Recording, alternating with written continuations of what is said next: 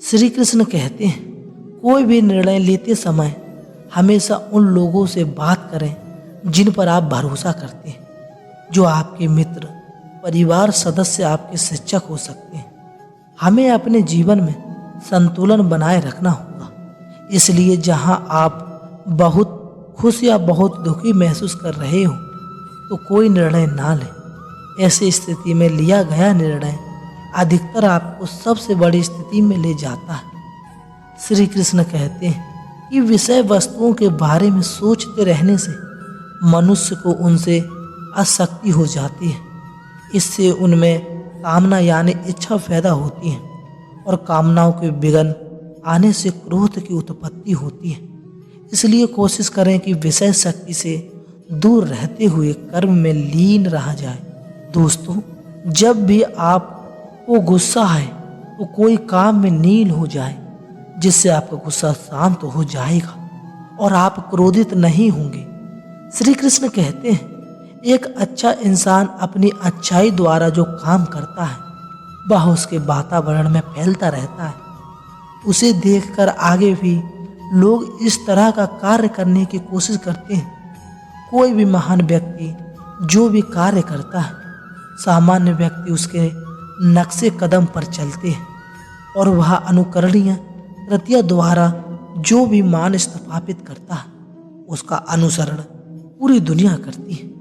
उदाहरण के लिए आमतौर पर लोगों को हमेशा एक ऐसे नेता की आवश्यकता होती है जो व्यवहारिक व्यवहार से जनता को सीख दे सके। यदि कोई नेता स्वयं धूम्रपान करता है तो वह जनता को धूम्रपान बंद करने की शिक्षा नहीं दे सकता। भगवान चैतन्य ने कहा कि एक शिक्षा को बढ़ाना शुरू करने से पहले उचित व्यवहार करना चाहिए। उससे ही आचार्य या आदर्श शिक्षक कहा जाता है। इसलिए एक शिक्षक को आम आदमी तक पहुंचाने के लिए शास्त्र के सिद्धांतों का पालन करना चाहिए। श्री कृष्ण कहते हैं, एक योद्धा यदि युद्ध में वीर गति प्राप्त करता है तो उसे प्रभु द्वारा स्वर्ग मिलता है। योद्धा अगर विजय प्राप्त करता है तो उसे धरती पर सुख मिलता है। इसीलिए बिना डरे निश्चित होकर युद्ध करो। जब तक व्यक्ति के मन में भय रहेगा उसके जीवन में सफलता नहीं रह सकती। इसलिए अपने शत्रु से डरने की बजाय निडर होकर अपना कर्म करते चले जाएं। अगर आप सही हैं और सत्कर्म की राह पर हैं तो आपका दुश्मन खुद ब खुद आपके सामने झुक जाएगा। श्री कृष्ण कहते हैं, कोई भी मनुष्य किसी भी कल में थोड़े वक्त के लिए भी कर्म किए बिना नहीं रह सकता, क्योंकि प्रकृति की रचना अनुसार प्रत्येक मनुष्य अड़चन में कम करने के लिए बात भी होता है। प्रकृति के गानों द्वारा विवश होकर प्रत्येक व्यक्ति को कर्म करने पड़ते हैं। कर्म के बिना जीवन रक्षा या शरीर निर्वाह भी नहीं हो सकता। श्री कृष्ण कहते हैं, अपने दिमाग की शक्ति से खुद को ऊपर उठाओ, ना कि खुद को नीचे गिराओ, क्योंकि दिमाग आपका मित्र भी बन सकता है और शत्रु भी। जब दिमाग आपका मित्र बन जाता है तो आप बुद्धत्व को प्राप्त हो जाते हो, और जब वह शत्रु बन जाता है तो आप रावण की तरह अपना जीवन खुद ही नष्ट करने पर आतुर हो जाते हैं। उसे तुम प्रत्येक को स्वयं बीमार पर चलना होगा, उससे अपनी आंखों से देखना होगा, अपने पैरों से चलना होगा और खुद को खाना खिला अपनी भूख मिटानी होगी। मनुष्य अपने भाग्य का निर्माता स्वयं है, अपने भाग्य का संचालक स्वयं है। जो खुद की मदद करता है उसकी भगवान भी मदद करता है। मनुष्य सोचता है कि भगवान लोगों की शांति की भूमि पर ले जाएंगे, जबकि वहाँ आलस्य और अबुकता का जीवन जी रहे होते हैं। यह बिल्कुल गलत है। इसी प्रकार कोई भी व्यक्ति, चाहे वह कितना भी महान क्यों न हो, यदि वह स्वयं पर कृपा नहीं दिखाता, बाजार में आपने देखा होगा कि एक छोटी सी वस्तु के लिए भी कीमत चुकानी पड़ती है। इसी प्रकार हम कल्पना कर सकते हैं, शाश्वत आनंद और शांति प्राप्ति के लिए मनुष्य को कितनी कीमत चुकानी पड़ेगी। श्री कृष्ण कहते हैं कि जो कर्म इंद्रियों को नियंत्रित करता है और भगवान के प्रति सचेत रहता है, जिसका मन विषयों से मोहित हो जाता है, वह मिथ्या आचरण वाला होता है। एक छोटी सी कहानी के माध्यम से बताता हूँ। एक राजा था, उसके यहाँ एक बकरी थी। उसने घोषणा की, जो इस बकरी का पेट भर देगा उसे यथोचित सम्मान और इनाम दिया जाएगा, अन्यथा मृत्यु दंड दिया जाएगा। बहुत सारे लोगों ने कोशिश की, लेकिन असफल रहे और मारे गए। जैसे खूब खिला पिला कर बकरी को लाया जाता और उसके सामने अच्छी अच्छी चीजें डाली जाती, वह मुंह करने लगती। राजा कहता कि बकरी का पेट भरा नहीं है और लोगों को हार माननी पड़ती। अंत में बकरी का पेट भरने के लिए एक बुद्धिमान व्यक्ति ने पेट भरने को कहा और वह बकरी को अपने यहाँ ले गया और उसने सामने हरी घास डाली। जैसे बकरी ने मुंह लगाना चाहा, उसके मुंह पर डंडे से जोर से प्रहार करने लगा।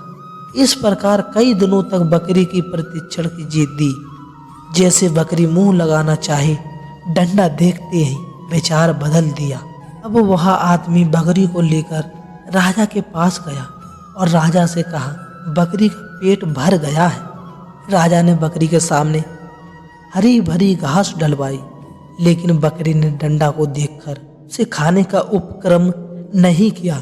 राजा को मानना पड़ा कि बकरी का पेट भर गया है।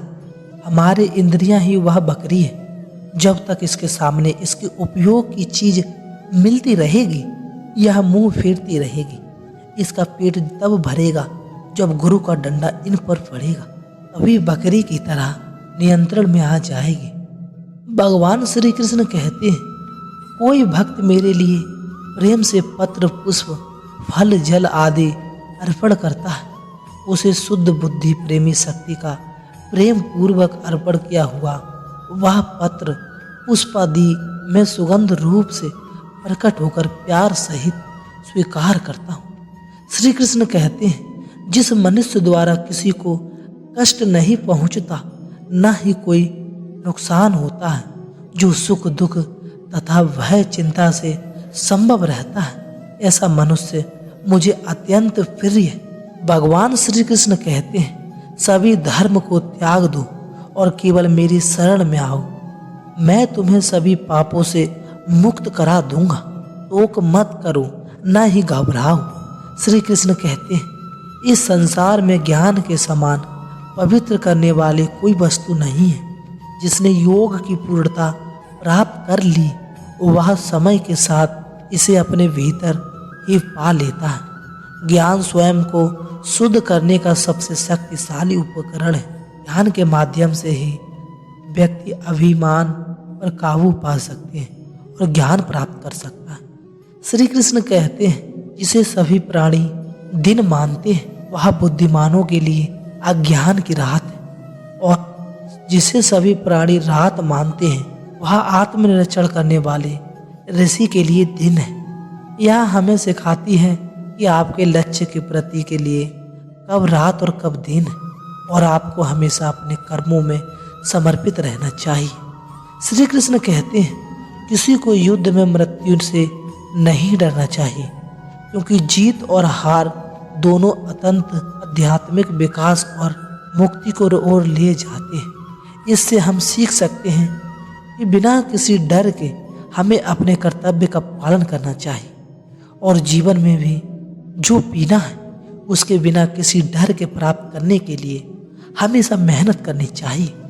श्री कृष्ण कहते हैं, विश्वास के बिना हम जो भी करते हैं वह बेकार है। इसलिए कोई भी निर्णय लेने से पहले हमेशा यह सोचें, क्या यह आपको सही लगता है? क्या आपको इस पर दृढ़ विश्वास है? आस्था और विश्वास दो मजबूत स्तंभ हैं, जिनके सहारे पहाड़ों को भी हिला सकते हैं। श्री कृष्ण कहते हैं, जो चीज समय के लिए अच्छी नहीं है तो आपके लिए कभी अच्छी नहीं हो सकती। यदि आपके किसी कार्य से आपका भला हो लेकिन दूसरों का नुकसान हो, वह निर्णय ना ले।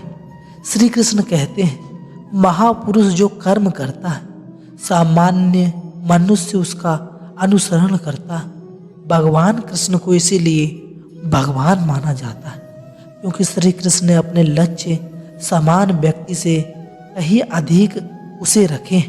इसलिए कोई भी निर्णय लेते समय हमेशा अपने आप से पूछें, क्या आपका लक्ष्य काफ़ी ऊंचा है? क्या आप इससे आसानी से हासिल कर सकते हैं? कोई भी निर्णय लेते समय अपनी सोच और लक्ष्य हमेशा ऊंचा रखें। दोस्तों, आज बस इतना ही। मिलते हैं अगली वीडियो में। जय श्री कृष्णा।